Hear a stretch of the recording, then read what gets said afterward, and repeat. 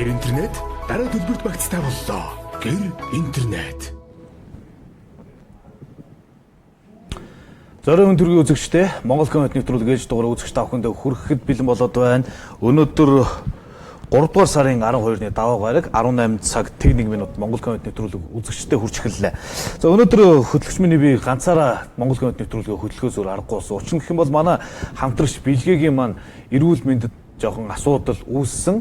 За энэ 7 хоногт баг эмнэлгээсээ хүрээд ирнэ л гэсэн ийм мэдээллийг бас өгч байна. Магадгүй би маргааш ирчээсэ гэсэн ийм хүсэлтийг уламжилсан. За гэхдээ эрүүл мэнд гэдэг бол яг нэг хүний хүсснээр болоод авах зүйл биш учраас манай Билгээ маань тун удахгүй бас эдгэрээд ирэх байхаа гэсэн найдлага тавиад сууж байна. За ингээд өнөөдөр захим ертөнцөд ямар мэдээллүүд түлхүү гарсан бэ гэдгийг үзэгчтэйгээ хуваалцахаар бэлтэж байна. Шинэ 7 хоног эхэлж байна. Өрн дулаан цаг ирж байна. Шар усны үер гэдэг зүйл энэ нийслэл хотод бас нэлээд гарчаад байна гэсэн ийм мэдээлэл бас явж байгаа. За нөгөө шүлхийтэй холбоотой асуудлууд чинь зарим аймагуудад бас үргэлжилсэн хിവэрэ байна гэсэн ийм мэдээллүүд бас байна. За Пинчаны пара олимпиас ихэлсэн Монголын тамирчид энэ пара олимпиад бас оролцож байгаа. За энэ талаарх мэдээллүүд бас явж байна. За нөгөө 49-51% эрдэнэ тойрсон асуудал хуурамч гарын үсэг гэдэг ийм зүйлүүд чинь бас хэвлийн утсан дээр байсаар байна. Эдгээр мэдээллүүдийг үзэгчтэйгээ өнөөдөр хуваалцъя. Загтлаа уншиж сэтгэлдээ явуулъя. За манай найруулагч нэвтрүүлгийнхэн лайвыг өгөөрэй. За энэ лайв дээр манай үзэгчд маань бас сэтгэлдээ ирүүлэх байх гэсэн бодлого юм. За ингээ өөрөө галчаад мэдээлэлд оръё. Монгол комментэд нэгтгэцгээе. За ингээд ганцаараа болохоор чинь зах замбрааг үйл юмнууд ингээл авчаад байгаа. За энэ нэг бас нэг юм мэдээлэл байна. Ёс зүйтэй холбоотой. Сүүлийн үед энэ улсын хурлын чадал чансаа ёс зүйтэй холбоотой асуудал маш ихээр яригдж байна. Улсын хурлын зарим гишүүд ёс зүйгүй үйл хийж байна гэдэг ийм асуудлууд бас гараад байгаа. За тэр бүхэнд нь гадны улс орнуудад бидний хамгийн их дуурайдаг, за хамгийн их ёс заншлыг авдаг Солонгос улс ямар байдлаар хандсан бэ гэдэг нэг юм зүйл мэдээлэл мэдээ зэгийн дээр гарсан байсан юм. Эмхтэн хазар дээр үндэсэндээ уучлал үүсч их хурлын гишүүнээс огцорлоо гэсэн ийм мэдээлэл байгаа юм. Сонирхоод үзсэн. За энэ бол бүгнээр Солонгос улсын Ардс намын гишүүн Мин Бён До гэж бизнес эрхлэгч нэгэн эмэгтэйд бэлгийн дарамт үзүүлсэн хэрэгт буруутгагдсан. За ингээд улсын хурлын одоо тухайн улсынхаа их хурлын гишүүнээс бас татгалзаж байгаа мэдгдсэн талаар Korea Times мэдээлсэн байх юм. За тэгээд өөрөө ингэж хэлсэн байна. За нөхцөл байдлаа сүүл хамааран би уучлалт гуйж байна. Миний санаж байгаагаар би ямар ч буруу зүйл хийгээгүй.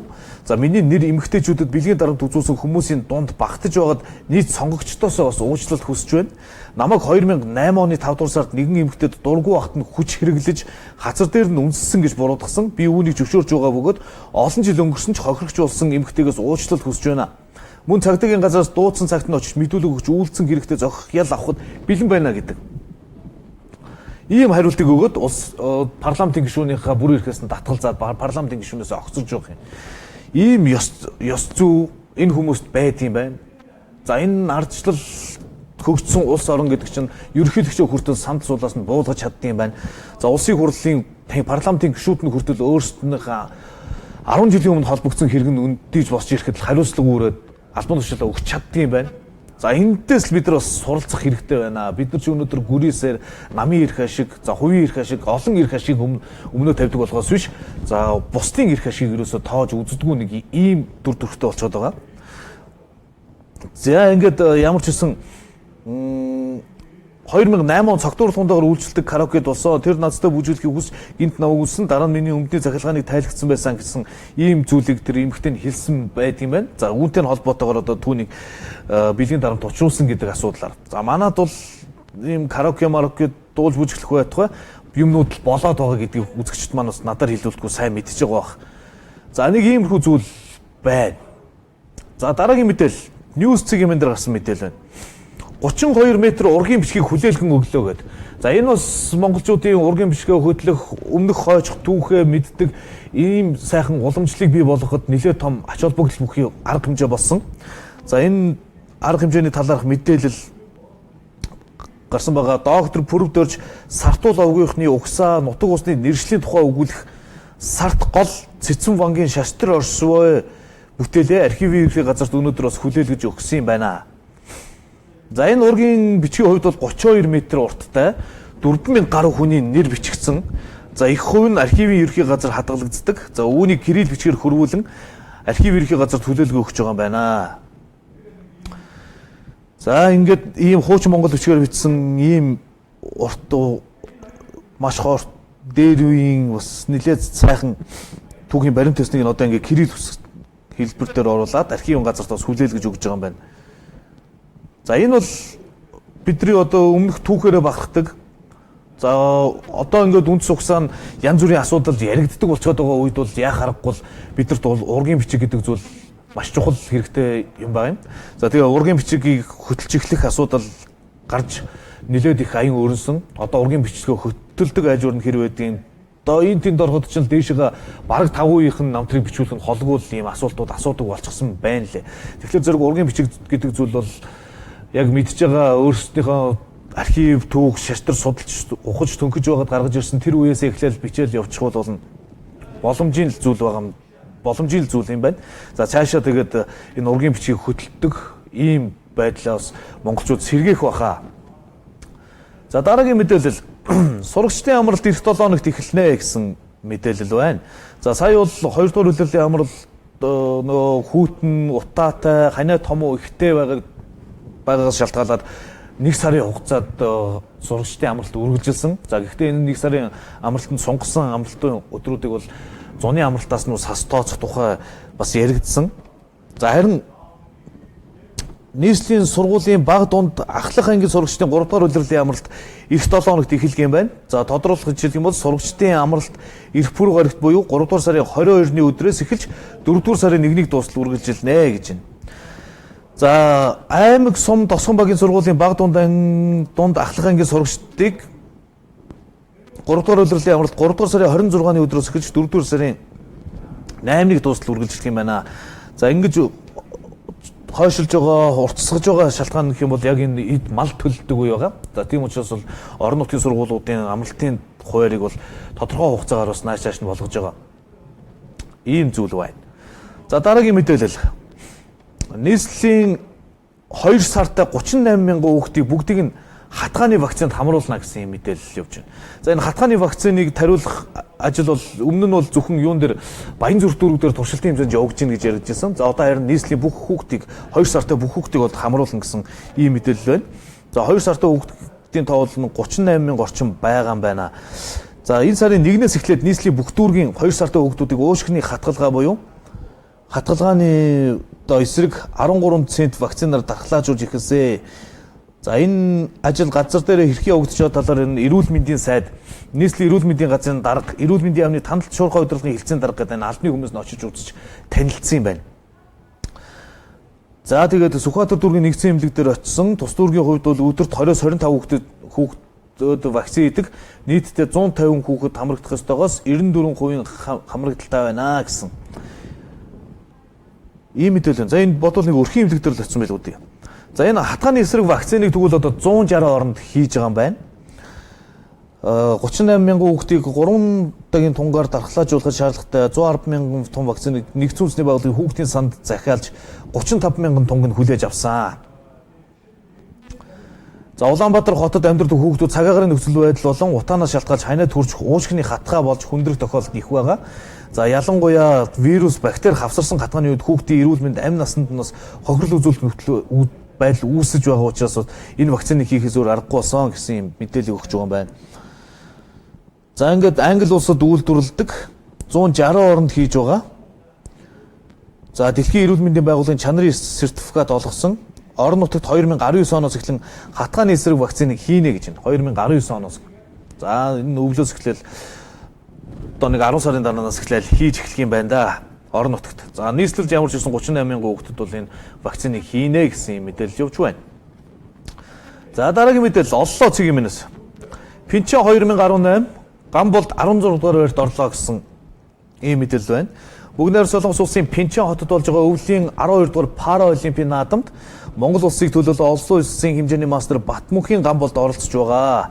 За тэрээр өнөөдөр гүйлтийн цааны тишиг техникээр 20 км-ийн зайд уралдаж 55 минут 32 секундын амжилтаар 16 дугаар байрт шалгарсан байна. За энэ төрөлд нийт 18 тамирчин оролцсон бөгөөд Украины тамирчин дөрвж, Франц, Норвегийн тамирчид удаалсан байна. За Гамболдын хувьд бол 58 минут 27 секунд 4 долларын амжилт үзүүлсэн. За тэргүүлэгчээс 11 минут 13 секундын алдагдaltaй барианд орсон гэсэн ийм мэдээлэл явж байна. За манай тамирчин өнөөдрийн уралдаанаас гадна гүйлтийн цааны 1 км, 10 км-ийн зайд энэ сарын 14, 17-ны өдрүүдэд уралдах юм байна гэсэн ийм мэдээлэл гарчээ. За ямар ч байсан тамирчин хүний дэвсвэр дуучлыг үзүүлж гарсан гараанаас хүрх барай хүртлээ амжилттай уралдсан олон улсын хэмжээний мастертаа бас баяр хүргэн зүйтэй. Бид өвлийн олимпиад удахгүй өндөр амжилтыг үзүүлэх байх. Зуны олимпиад, пара олимпиадаас манайх ч алтан медаль авчихсан юм түүх бас байгаа шүү дээ. За амирцсан 17 уулчныг гэгээн дурсгал зориулж хөшөө бас болоо гэсэн мэдээллийг үзэгчдэд хуваалцъя. Оллоо цэгийн дээр гарсан. За Отгон тэнгэр ууланд 2017 оны 10 сард авиралт хийсэн 17 уулчин харамсалтайгаар амь насаа алдсан ийм үйл явдал болсон. Дэлхийн уулын түүхэн ч гэсэн бас ийм олон амь алдсан тохиолдол бас ховорхон байдгийн байлээ. За тэгээд энэ нь бол монголчуудыг бас нийтээр нь зочроосон ийм нэгэн үйл явдал болж байсан. За тэгвэл энэ ууланд бас амиа алдсан энэ уулчдад зориулж, уулын спорт сонирхчдод зориулж асрал тайрхан Төв аймгийн Эрдэнэ сумын нутагт оршдог асрал тайрхны ингэрт бас гэрэлт хөшөө босгосон байна. За асрал тайрхан руу гардаг уулчдын тоо ус жилээс жилд нэмэгдэж байгаа. Уулын спорт сонирхогчид за клуб хамт олноороо бас ууланд авирах ийм үйл явдлууд бас нэмэгдэж байгаа учраас за энэ олон хүний цэг дээр энэ бас гэрэлт хөшөөг босгож байгаа юм байна. Үе үеийн уулчдын энэ хөшөөний дэргэд үе үе уулчдаг энэ хөшөөний дэргэд төр зогсож хүндэтгэл үзүүлж явахыг бас уулчин нөхд нь хүсэж байна гэсэн юм мэдээлэл гарсан байлээ. За нэг ийм мэдээлэл байна. За дараагийн мэдээлэл. Залуу цэг.com дээр гарсан байна. Эргэлт дуулалтын бичиг олгохдоо иргэдээс хураамж авдаг явдлыг дасан зогсоожээ гэж байна. За энэ бол хүний эрхийн үндэсний комиссийн комист иргэдээс шүүхийн шатанд цагтан хоригдож байгаа яллагдах шүүгдэгчтэй арга гэрт уулзалтын бичиг олгохдоо хураамж авч байгаа талаар гомдлууд нас нэлээд ирсэн байлээ. За энэ асуудлаар хүний эрхийн үндэсний комисс ажиллагаа явуулж тодруулахад нийслэлийн дүүргүүд дэх эрүүгийн хэргийн анхан шатны болон булган өмнө говь Хинтээ аймаг дэх эрүүгийн хэргийн анхан шатны шүүг цаг дээрх хоригдож байгаа болон ял шийтгүүлсэн шүүгдэгчтэй гэр бүлийн гишүүдэд эргэлт уулзалтын зөвшөөрөл олохдоо 500 төгрөгийн хураамж авч хураамжийн орлогыг өөрийн дотоод мөнгөн сандаа төвлөрүүлж захиран зарцуулж байсан байна. За энэ асуудлыг нь бол зогсоожээ. За ингээд Монгол улсын хүний эрхийн үндэсний комиссийн гишүүн оюун чимэг танаа гээд Монгол улсын шүүхийн ерөнхий зөвлөлөөс дарга лүндэнд орж ийм бичиг илгээсэн байна. За хураамжсан үйл ажиллагааг 2018 оны 2 дугаар сарын 1-ний өдрөөс эхлэн зогсоосон бөгөөд зөрчил гаргасан албан тушаалтнуудад холбогдох хууль журмын дагуу хариуцлага тооцсон болно гэж. За ингээд эргэлтээр очиж байгаа хүмүүс маань ямар нэгэн зөвшөөрөл авахдаа түүний хураамж хийж мөнгө төлөхгүй нь байна шүү. За ингээ асуудлын гол болж байгаа мэдээллүүдээ ороод энэ тас цэгийн дээр нэг юм мэдээлэл гарсан. Нийслэлийн газрын албаны дарга болор чулуун нийслэлийн засаг даргын захирамжийг хуурамчаар үйлдэж газар олгожээ гэж. За тэгээд ингэж байна.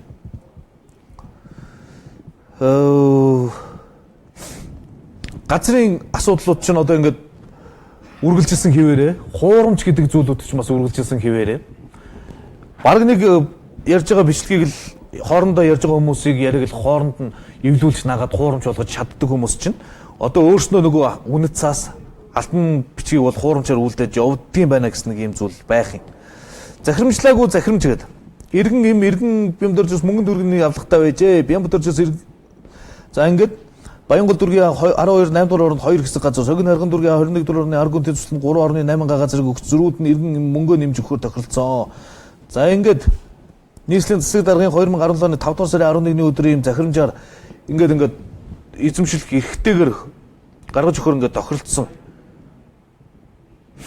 За гэтэл энийг нь одоо хуурамчаар хийчихсэн байх юм гинэ. Тэгэхээр чи одоо юунд итгэх вэ бид нар чинь? Тэгээ хуурамчаар үйлдчихсэн ийм зүйлүүд л явж байна. Гарчгаас нь л ерөөхдөө баг тов тодорхой харагдаж байна л да.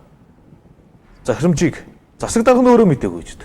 Газрын албаны дарга нь засаг даргын захирамжийг хуурамчруулж. За гэтэл дараагийн нэг хуурамч гарын үсгтэй холбоотой асуудал. Энэ бол бүр нийт монголчуудын эрх ашигтай холбоотой асуудал. Нөгөө Эрдэнэтийн асуудалтай ч холбоотой. Тухайн үед Эрдэнэт төлөвлөрийн дараагаар ажиллажсэн ган зэрэг гарын үсгийг дуурайлган зурсныг шинжээж тогтоосон гэсэн юм ярьцлага бас өгсөн байна. За энэ Эрдэнэтийн асуудал сүүлийн үед нэлээд газар авч байгаа. Энэ асуудал дээр нь хэд хэдэн хүмүүсийн нэрийг бас дурдж байна. За тухайлж хэлэх юм бол тухайн үеийн ерөнхий сайд Баяр. За тэгээд дээрэс нь Эрдэнэтийн захирлаар ажиллаж байсан ган зөрөг. За төрийн өмчийн орны дараагаар ажиллаж байсан Суугар, Just Group-ийн ерөнхийлөгч байсан Батгүй гэх мэтийн хүмүүс ерөнхийдөө энэ асуудалд нэр холбогдоод байгаа. Энэ хүмүүс бол ямар нэг байдлаар одоо байр суурь товч тодорхой бас илэрхийлэхгүй байна. Хэвлэлд бас хаалттай яваад байгаа. Тэгээ Баяр гэдэг хүн бол улсын хурлын гишүүн Бацаандаа шүүхийн өмнө эрэлхийн өмнө уулзаж яхав те шүүхийн өмнө уулз юм бол зэгсэн ил загтал бичээд ингээд тагдчих болсон. За дараа нь бол Суугар гэдэг хүн бол Эрдэнэтийн 51% асуудал дээр нэр холбогдож байгаа мөртлөө 49%-ийн холбоотой асуудал дээр үндсэн хуулийн цэцгийн дунд суудлын уралдаан дээр сууж яваа харагдсан. За дараа нь одоо дараагийнх нь Эрдэнэт төлөвлөрийн дараагаар ажиллаж байсан захирлаар ажилласан ган зөрөг гэдэг хүн ийм зүйл хэлсэн байх юм аа. За сүүлийн үедрүүдэд манай бүхий л хэвлэл мэдээллийн хэрэгслээр гарч байгаа ноцтой асуудлаар өөрийн байр суурийг илэрхийлж Монголынхоо олон нийтэд хандаж байна гэсэн нэг ийм зүйл. За Just Group стандарт банкны хооронд хийгдсэн зээлийн баталгааг Эрдэнэт төлөвлөр гаргасан гэх асуудлаар хууль нэлтийн байгууллага 2013 оноос шалгаж байгаа бөгөөд одоо ч үргэлжилсээр байгаа. Миний хувьд дэлхийн хэмжээний топ үйлдвэр Эрдэнэтийг удирдах байсны хувьд хүссэн хүсээгүй энэ асуудалд ороогдсон холбогдох байгууллагуудад өөрийн мэдэх зүйлийг хэлж тайлбарласаар өндөө хүрлээ л гэж. За ингээд нэлээд урт тайлбар явж байна л да. За ингээд одоогоор олон нийтэд нээлттэй байдлаар дараах зүйлийг хэлье. Эцсийн дүндээ Just Group-ийн ерөнхий захирал Батгүй олон баримтыг түүний дотор миний гарын үсгийг хуурамчаар үйлдсэн гэдэг нь Монголын шүүхээр тогтоогдно гэдэгт би эргэлздэггүй. Хувь хүний асуудал яах вэ? Хизээ нэг цагт учир нь олдох биз. Харин олон улсын шинжээчид шүүх шинжилгээний байгууллагаар хуурамч болох нь тогтоогдсон баримт бичиг хуурамч баталгаанаас болж Эрдэнэт төлөвлөр олон сая долларын төлбөрт унах ёсгүй гэж ямар ч гэрээнд гарын үсэг зураагүй албан тушаалтны хувьд би үзэж байна л гэж. За ингээд ерөөсөл хуурамч гарын үсэг гэдэг ийм байр суурийг илэрхийлэл явлаа л да.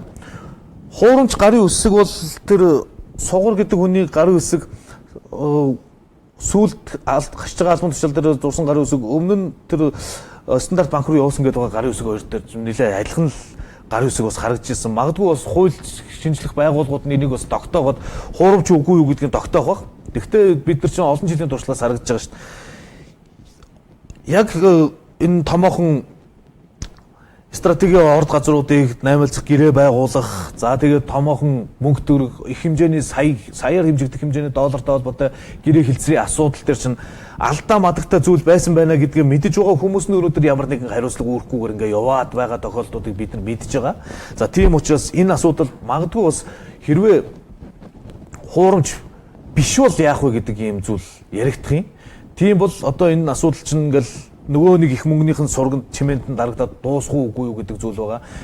Хэрвээ хуурамчууд бас яах вэ гэдэг ийм асуудал яригдж байна. Хэрвээ хуурамчууд үнэхээр тэдний өмнөөс Монгол улсын засгийн газар нь тэр хэмжээний төлбөрийг төлөх барагдуулах ёстой юу үгүй юу гэдэг ийм асуудал ч гэсэн яригдж байгаа.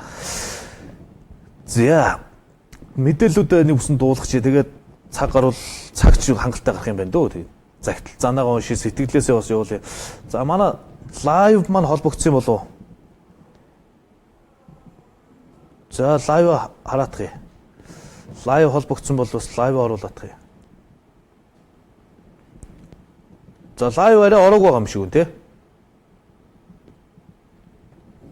Эсвэл одоо миний компьютер би ч одоо өнөөдөр компьютер сольсон. Гацдгүй сайхан компьютертэй болсон. Энэ компьютер дээр минь юу н орж ирж байна уу?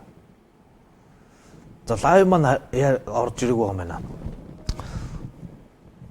За юу гэж байна? За серверийн компьютерийг л бас манайхан янзлж байгаа юм байна. За ингэж байна. Улсын хурлын гишүүн Амбаатар Эрдэнэ төлөвлөрийн 51% биш бүхэлд нь барьцаалсан юм шүү дээ гэд. Бид нар ч одоо Эрдэнэ төлөвлөрийг чи 2-3 тасарч байгаа л ямар ч гэсэн 2 тасарсан асуудлууд бол мэдээд байгаа. За тэгвэл одоо сүүлдээ 3 тасрах асуудлыг ч гэсэн ярьж байна. Монгол улсын засгийн газраас 10% нь иргэдтэй бас хувьцаа эзэмшүүлэх асуудал яригдж байгаа. Ингээд 49, 51, 10 гэдэг ингээд яригдаж явж байсан чинь ерөөсөө Эрдэнэ төлөвлөрийн чинь 51% биш бүхэлд нь барьцаалсан юм байна гэдэг юм асуудал яригдаад эхэлж байна. Бид нар чинь 51% нь одоо барьцаанд байгаа байх гэсэн чинь 49% нь бас тэр барьцааных нь нэг хэсэг байгаа юм шиг байна. Тэгээд барьцаанд байгаа газрыг яаж худалдаж авсан бэ гэдэг асуудал нь ч гэсэн бас нэлээд л асуудал эргэлзээтэй нэг юм дүр зурагтай болоод өнгөрчихсөн байна. За ямар ч гэсэн гишүүний хувьд бол ийм зүйл хэлж байгаа юм. Уг нь 51-49% гэлтгүй бүхэлд нь барьцаасан юм шүү дээ. 49%-ийн асуудлыг ярихад л тэдний талынх нь 51% чинь барьцаанд байгаа гэд байсан. Тэр нь явсаар сүүлдээ албан ёсоор 51%-ийг барьцаасан мэт болоо явжглаа.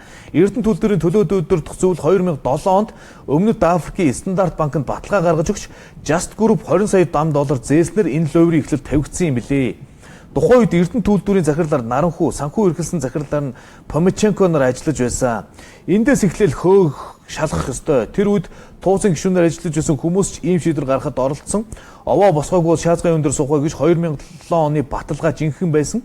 Үүнээс хойших зээлийн гэрээнүүдийг хуурамчаар үйлдсэн гэж Just Group-ийн захирлч тухайн үе Эрдэнэ төлөвлөрийн захирлаар ажиллаж байсан хүмүүс хэлдэгэ гэсэн. За эхлэлийг нь тавьчихсан юм байна. 20 сая $, зээлээд албан ёсоор барьцаан тавих асуудал. Тэгэхээр бид нар ч одоо сүүлд яригдаад байгаа асуудлуудыг нэг тэг жухалчлаад авах хэрэггүй. Хамгийн анх яга барьцаан тавьчихсан юм бэ? Одоо энэ улсын хурлын гишүүн Нямбаатарын хэлж байгаагаар 2007 онд 20 сая $-ын барьцаан тавихад нь яагаад гарын үсэг зураг явуулчихсан юм бэ гэдэг юм зүйлийг эхлэх ёстой юм байна л та.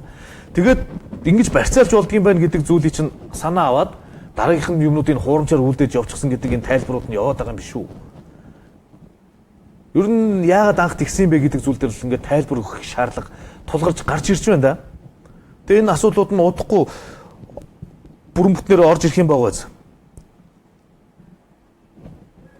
За энэ ярилцлагын үшиг шуурхай цэгмэн рүү ороод бас илүү дэлгэрэнгүй нь уншчих боломжтой. За дараагийн мэдээлэл зөв цэгмэнээс онцолж байна. Уул харихтын орой хогийн цэгүүд болох нь байна шүү гэсэн энэ анхаарал сануулгыг өгсөн. За энэ одоо баахан л арц хүч ясаагаар л нөгөө нэг уул боовнуудаа авчираад ингээд тавьчихсан ааруул цагаан дэнийхэн дээжиг өргөчихсөн нэг юм дүр зураг. За хажуудлах нь юу вэ гэж бодож магадгүй. Хадгаар ороочихсон. За энэ бол нөгөө бид монголчуудын авдран дээр хээгийн зургийн зурдаг нөгөө арслан. За ингээд баг харагдаж байна уу да энэ соёо моёо энэ нөгөө хамрынх нь нүх мөх нь ингээд харагдаж байгаа шиг байна. За энэ чинь ингээд юусөөл тосоор ингээд шаваад сүүгээр ингээд цайруулад ийм болгоо иччихээ. Бид нар ч одоо бас юмыг учир начиртайхан шүтэх сүсгэлэх юм ёстой юм биш үү дээ. Сүсгэлж ийн, биширж ийн, хиймэр лундагаас сэргээж ийн гэд ингээд байгаль дэлхийтэйгээ зөв усаар харьцахлаар чинь бид нар байгаль дэлхийн үр сад гэж яригддаг өнөөдөр. Тэгээд эргээд нэг ийм дүр зурхтай болгоод байвал ямар юмных нь нөгөө хиймэр мэмэр ах вэ тэгээд улам л харин доройдох юм шүү гэдэг ийм зүйлийг хэлээд байгаа. За энэ чинь бол нилээл урт иймэрхүү зүйл гарчихсан байгаа. За энэ мэдээллийнх нь зүгээр Баянзүрх хайрхны орой дээр овооч мөн ялгаа алгаа салхин доогоор нь гаргуул сэвтэж мэдгээр үнэртэй болжээ. Юун ариун дагшин газар вэ? Одоо дулаархаар муухай өнөр нь улам нэмэгдэх үзээ. Өнөөдөр харж байх нэмээд л уут утаар нь боов сав саваар нь сүү авчиж байна. Тэр хог овоорсон хэд газараа лав лус савдаг хэдийнэ дайжаад муу үнэрээр цаддаг муу бэрдүүд л цуглаа үздэй л гэж. Үгүй нэр яах аргагүй л үнэлтээ. Машин дэргэндээ сүү айраг асгацхлаар чинь угаа цэвэрлэхгүй явахлаар ямар хэцүү үнэр танартай болдог үлээд. Тэгээ одоо энэ ээж мод гэж Сэлэнгэ аймагт байдаг энэ мод дээр чинь хүн очихын аргагүй болгоос үлдээ их цэвэрлэгээ хийсэн шүү дээ. Тэгээд тэнцээ чинь одоо нөгөө цай майг энэ ингээд цайгаар хан ман босохыг болиулаад нэг юм арга хэмжээнүүдийг авч ирсэн шиг санагдах юм. Тэгээ одоо юмыг хүндлий, сүслий, бишрий гэж байгаа бол арай л ёсчуудагтайхан, утга учиртайхан сүсгэлмээр байх юм. Сэтгэл дотроо сүсгэлээд бодож явхад бол хүний тэр заавал сүү одоо элдв янзын юм өргөснөрөө тэгж лус авдгийг баярлуулдаг юм бас биш байх уу. Тэгээд баярлуулах ёстой зүйлээр нь баярлуулж шүтэх ёстой зүйлээр шүтэхгүй бол ингэж явах юм бол ч одоо энэ саяны нэлтэр гадаг шиг одоо муухай үнэр танартай газар муу бэрдүүд нь цуглчихж мэдхээр нөхцөл байдал болж тээ. За дараагийн мэдээ. Мөнгөн дэвсгэртийг хуурамчаар үлдэх гэмтэр гарсаар байна гэд. За хуурамч мөнгөн дэвсгэртэй холбоотой асуудал сүүлийн үед бас нэлээд гарсан. Мэдээллүүдийг энэ Монгол Коммент энэ өдөр мэдээллийн хөтөлбөрүүд бас дуулгаж байлаа. За ямар эрүүгийн хариуцлага үүдэх юм бэ? Хуурамчаар мөнгөн дэвсгэрт үйлдвэрлэх юм бол хэвлэх юм бол за зарим нь бол шууд ингээд хувилагч машинаар хуйлаад гаргаад ирчихсэн мөнгө барьж идэм. Зарим нь бол зурдаг барьдаг л гэдэг юм байлээ.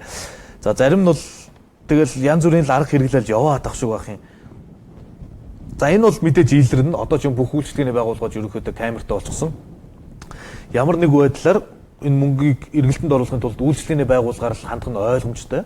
За тийм учраас үйлчлэгээний байгууллагууд бүгд камертай болчихсон учраас хуурамчаар мөнгө үйлдвэрлэж хуурамч мөнгө хийх юм бол 5 алахгүй баригдана. 5 алахгүй баригдаад 5 төгрөг хуурамчаар хийснийхаа төлөөгөөр маш том хариуцлагад унах юм байна. За энэ чинь ингэж байна. Хуурамч мөнгөнд тэмдэг үнэт цаасыг бэлтгэсэн ашигласан тохиолдолд Монгол улсын эрүүгийн хууль цааснаар хариуцлага хүлээнэ.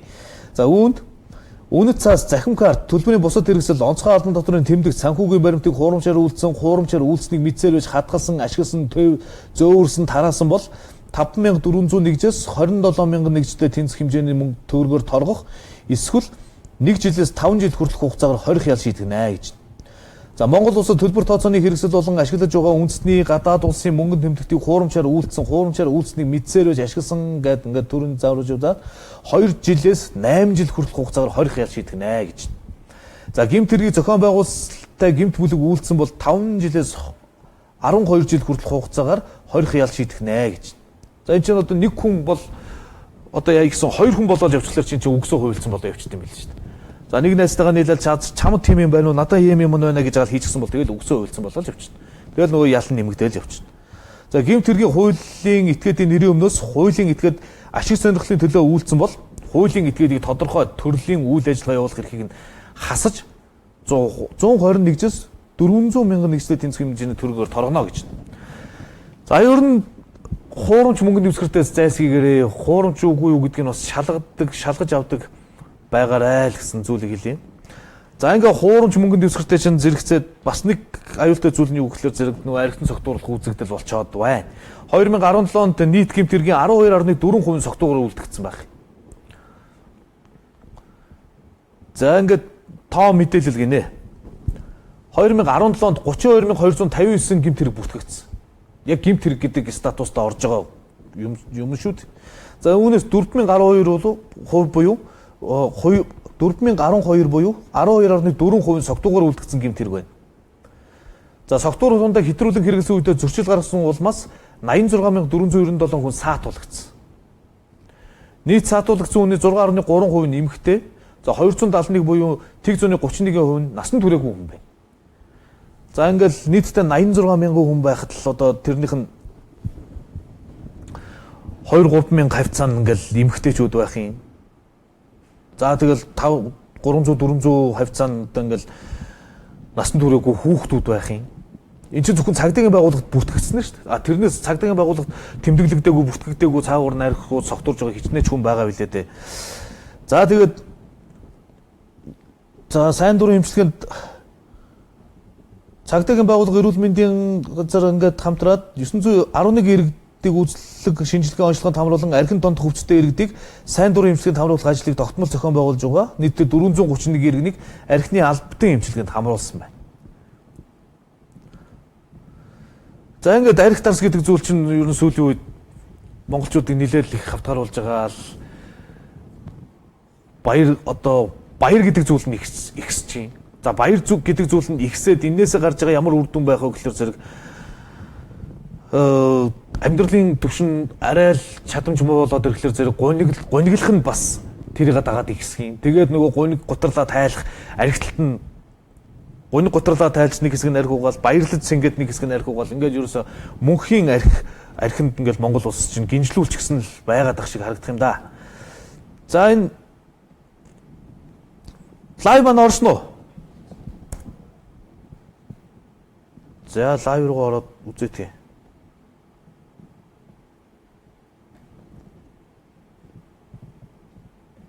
Бас ороогүй юм уу? 30 минут явсан гинүү. За энэ юм бах та. За энэ байх шиг байна. За энийг би үзээд сэтгэлдлүүд энэ чинь минийх орохгүй шүү дээ. За энийгээ би янзлуулъя. Энэ шинэ компьютер болохоор зургаас зарим зүйлүүд нь тохиргоон таараагүй байгаа бол та. За тэгвэл загтлаа уншнаа. Бэлтгэсэн мэдээллүүдээ ерөнхийдөө үзэгчтэй хуваалцчихсан. Тэгээ одоо сэтгэл дуулахгүй болохоор зарим хүмүүст нэг тийм ам чимттэй ч зүйл биш болж санагдаж байгаа. За ихтэй яг уу бас. Маргааш нас манай бэлгээ өрөөд ирэх байх. Тэгээд за энэ нэг юм баримттай юм байна. Энэ юуных юм бол? За өдөр шөнийн тоолуурынхаа баримтыг явуулчихсан байна. За өдөр нь юу гэж байна? 117,747 төгрөг 100 өдөр нь шөнө нь болохоор 52,000 гарсан байна. За сэргээгдэх эрчим хүчний төлбөр бага мөнгө төлдөг хүмүүс тэр болгон мэддэггүй гинэ. За сэргээгдэх эрчим хүчийг дэмжих төлбөргээ 21,575 төгрөг гараад ирсэн байна шүү дээ. За энэ захиргааны жижиг 3 гээд өдрийн шөнийн гээд за энэ загтал дээр илүү тодорхой байгаа юм байлгүй дээ. За сайн байцгаана уу? Хоёр дүүгийнхээ амрыг ирж энэ өдрийн мэндийг хүргье. Ах нь тэтгэврт хөгшин ачцээ нартайгаа хамт амьдарч байна. За гамшиг болсон, утаа гамшиг болсон энэ үед утааны эсрэг багч болтугай хувь нэмэр овоолох бодолтой захиргаанаар дулаанаа шийдэж 9 жил шахан болж байна. Сард тогны мөнгөнд 120-оос 200 мянга орчим төгрөг төлөөд нэгнийхээ тэтгэврээр л амьдарч байна. Нэгэнт би захиргаан хэрэгэлсэн болохоор тогныхоо мөнгийг төлнөө. Шөнийн хэрэглээг тэгэлсэн нь амьдрал ахуйд маань нэмэр болж л байна. Гэвч нийтэд нь хавтгааруулан олгосон хөнгөлөлт болохоор яг халаалтаар захиргаанаа шийдсэн надад бол бодит хөнгөлөлт болж чадахгүй байна. Захиргааны төлбөр төлөхөд хамгийн гол дарамт болж байгаа зүйл нь сэргээгдэх эрчим хүчний төлбөр. 1 кВт-ыг нь 4 орчим төгрөгөөр бодож байсан бол шөнийн тарифыг тэглэх үеэс 1188 мөнгөөр 11 төгрөг, бараг 12 төгрөгөөр кВт-ыг нь бодож даруй 3 дахин өссөн байна. Энэ нь нэг гараараа өгөөд нөгөө гараараа эргүүлж авч байна гэсэн үг ээ. Ингээд авахдаа бүр улсаас алдаглыг нөхөж өгч байгаа мөнгө байгаа шөнийн хэрэгэлсэн захиргааны үнээс хүртэл сэргээгдэх эрчмийн төлбөрт мөнгө авч явах юм аа л гэж. Тэгэлждэг. Тэгэлснийхэн дараагаар сэргээгдэх эрчмийн хүч гэдэг юмныхаа мөнгийг нэмээд авчдаг. Ийм дүр зурагтай болцсон байгаа юм байна. Иргэдийгээ тэгэл янз бүрээр л хуураад ах юм да. За та нарыг хөнгөлөөд өглөө шүү, боллоо шүү, бүтлээ шүү гэж ярьдаг. Тэгтэл цааталтаа ингээл нэг ийм ажил хийгээл явж идэг. Энэ асуудлыг нь одоо холбогдох газрууд бас шалгамаар л юм. Тэр юугаа аваад өгч шүү. За манай инженеруудын доор л компьютерыг янзлаа л байна. За дараагийн загтал. Сүхбаатар дүүрэг 1-р ороо Ахмад цэвэл долгороос гисэн юм загтал байна. За 2 хүүд нохоо жилийн минь төргийа. Бүгдийг нь уншиж тайлбарлаж өгөөрэй л гэсэн байна. Сонгуулийн дараагаар төр засгийн өмнө ховор хүнд асуулт тулгарч байна. 1-р улс орон даяар юу гэж юм бол дампуурда зарлах уу? Хоёр гаднаас зээл авах уу гэдэг асуудал байлаа. Гуравт ярилцаад олон улсын валютын сангаас зээл авч авсан зээлээ үр ашигтай зарцуулж сайн ажилласны үр дүнд эдийн засгийн сэргэж за дөрөв ард түмнийг ядуурлаас яаж гаргах вэ гэдэг асуудлыг санаачилж ард иргэдийн ялангуяа эрүүл мэндийн асуудлыг анхаарч за 1,260,000 хүмүүсийг хавдраас урьдчилсан сэргийлэхэд нэгдүгээрт 2,600,000 хүмүүсийг хавдраас урьдчилсан сэргийлэх ямар ч үн төлбөргүй үзлэг шинжилгээ хийхээр шийдсэн. За тэгээс 3 насны хүүхдийг сар бүр мөнгө олох болсон. ЦБ вирусыг ямар ч үн төлбөргүй эмчлэх. За ахмадуудад сард нэг удаа эмээ авахаар үүрийн 5 жингээс очирлож арай гэж авдаг байсан эмийг аптекаас чөлөөтэй авч байхаар шийдвэрлсэн гэх мэт олон халамж өгч байхад баярлаж байна. Ерөнхийдөө төрөлсөхийн 100 хоногийн хийсэн ажилд их зүйлийг санаачилж хийсэн, тэтгэврийг 27,000-аар нэмсэн, насны хишгийг өгсөн ардын намын сайдууд маш их идэвхтэй сайн ажиллаж байна. Монголчуудын тэтгэврийг эрэлттэй 60, эмэгтэй 55 болгосон харамсалтай нь малчтаас төр засагтай баярлалаа гэд хэлчихгүй байгаа юм да. Урмын үг хэлж байх нь хэрэгтэй шүү хүмүүсээ гэсэн байна. За ингэж ард түмэндээ хандаж анхаарч санд тавьж байхад төр засаг гишүүд ямар ч ажил хийхгүй зогсож байна. Та нарыг огцруулан тараана гэж жагсаж цуглаан хийж хаа холоос хүмүүсийн цаг завыг барж урай лооцом бичиж байх нь амьдралд хохиролтой юм аа. Огцруулан тараана гэж муу үг хэлж байхын оронд яавал ард түмний амьдралыг сайн болгох вэ гэдгийг санаачилж хамтарч хоорондоо хэрүүл тэмцэлгүй ажиллах нь чухал гэж онцолж байна. 1995 оноос урд тэтгэврээ тогтоолгосон ахмадууд бага тэтгэр авч хилмигдэж явсан гэдгийг онцгойлон авч үзэж тэтгэврийг 500,000 болгох ажил төр засаг ерөнхийдөө төрсөх сангийн сайд Хүрлбаатар нарт хүсэж байна. Одоогийн засгийн газрыг өмгөөлж хамгаалж байгаа юм бишээ. Бага байдлыг нь хэлж байна гэж Сүхбаатар дүүргийн 1-р орны ахмад цэвэл доллар гэдэг хүн хэлсэн байна. За. Юу маань ороод ирсэн байна те. Лайв маань. За харааж өрөөгөө л эхэлсэн байна дөө. За энэ чи юу гэж байна вэ? За, резидент эмч нарыг цалин тоолох талаар эрүүл мэндийн яамд болон эрүүл мэндийн сайдад уламжилж өгөөрэй. Амжилт хүсье хоёроо гэсэн байна. Хөшгтийн хөндийн барилга дээр ажиллаж ирсэн ажилчдын мөнгийг өгөхгүй юм ашиглалтанд орох гээд байсан байна. Хөдөө орон нутагт бензиний улам өсч ард түмнийг туйлдуулж байна. Улсын хурл засгийн газар ажиллая гэжээ. Ер нь улсын хурлыг яаралтай тараахгүй болохоо байлаа шүү гэсэн байна. Баянзүр дүүргийн 8 дугаар хороо дулааны захиргааны станцын хойно үерийн усны далан гүйцэд бариагүй явах шуудууны амыг боод шороо асгаснаас болж хүн байтугай машин явахд хэцүү боллоо. Энийг шийдэх газар нь хэлж өгөөч ээ л гэж. Баянзүр дүүргийн 8 дугаар хороо дулааны захиргааны станцын хойно үерийн усны далан гүйцэд бариагүй байна л гэж. За ингээ явахд хэцүү л байна. За алдарт баяр цог сайхан бэлгэнээр хаан зугаацалж байна л гэсэн байна. Жижиг аж ахуйн нэгжийн татварыг чөлөөлж болдгоо юм уу? Энэ хүмүүс чинь хэдэн хүн цалинжуулж ажилдаа орлоготой байгааг мэддэг болов л гэж байна. За заавал уншаад өгөөрэй. Миний дүү мөн биш. Говь Алтай аймгийн нэгдсэн эмнэлэгт за биеийн хүнд хагалгаанд орсон ба за аймгийн мэс заслын их эмч ган төмөртэй хамт хагалгаа хийсэн эмч зөвлөгч нарт баярлалснаа илэрхийлье. Мөн дүүгийн маань хамт олон болон аймгийн 2 дугаар 10 жилийн хамт олонд бас баярснаа илэрхийлье. Мундаг эмч нарт хамт олон гэдгийг нь харсан. Та нарын маань ажил амьдрал үргэлж гялалцаж өөдрөг байг гэж өрөөё гэсэн байна. За энэ айл аймгаас хэлээ Говь Алтай аймгаас ирүүлсэн. За монголчууд 220 жил манжизм, 70 жил коммунизм, 27 жил маннизм, 2 жил мангаризм дарлууллаа. Одоо тенгризмээр замнаж төр засгаа тэгшдэж төмөө олноо амрааж их засаг хуулиас сэргэж мунхаг намуудыг зөнөж мөнх тэнгэрийн хүчин дор мөнхөд мандан бадрах цаг нь болсон гэж. За ингээд урт урчин биччихтэй. Бүх ард түмний эх оронч группүүд, төрийн бас байгууллага бүлгүүд нэгдэж байна. Бид улам олоолаа усаар байна. Босоо хөх Монгол ноён бол бид нутгийнхаа эзэд офшор групп 5 талын Монгол бүлгэм, ховдын иргэний хөдөлгөөн, эрдэнтийн иргэний хөдөлгөөн, хинтид орнуудын нэгэн цул боллоо л гэсэн нэг юм сэтгэл ирж байна. Юу гэдэг групп гэцвэ? бүх ард түмний эх оронч группүүд гинэ. За Турк бол Европтой хужаа гэсэн үг штэ. Сууршиж хэдэн үеэрээ талхбааваа хийж зараад л хөөгөж явдаггүй улс Герман энэ зовлонд унаад байгаа улсаа гэсэн мэт.